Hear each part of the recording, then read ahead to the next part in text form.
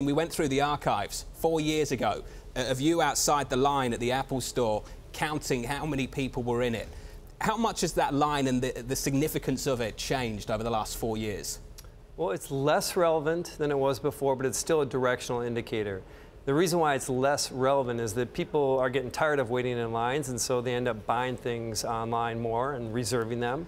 But that's what's particularly important about what we're seeing today is even though that's been the trend to buy more online, we're seeing some pretty dramatic jumps in the line.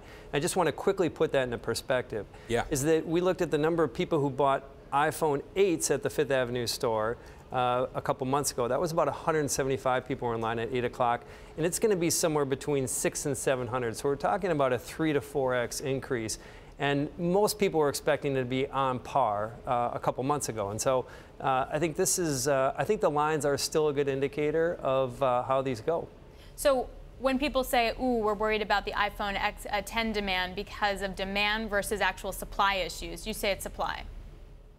Yes, supply appears to be the issue. We don't have a perfect view at this, but I think it is the simple answer. I think it's supply, and I think these lines that we've seen today and the lead times online would suggest that they are having great demand. Gene, this company's remarkable. Just 12 months ago, we were having serious conversations with analysts about the future of Tim Cook. That seems totally ridiculous now. What's the lesson here? Lesson is just don't judge your opinions on these CEOs on a quarter-to-quarter basis. Kind of look at it over a 1 to 2 year period. And I want to try to put the perspective on how good things are at Apple right now. Yeah. Is that last night they grew in every product line in every geography for the first time since December 14. And separately is that positive guidance that you talked about was driven by the iPhone 8 and the older iPhones. There really wasn't much of the iPhone 10 in there.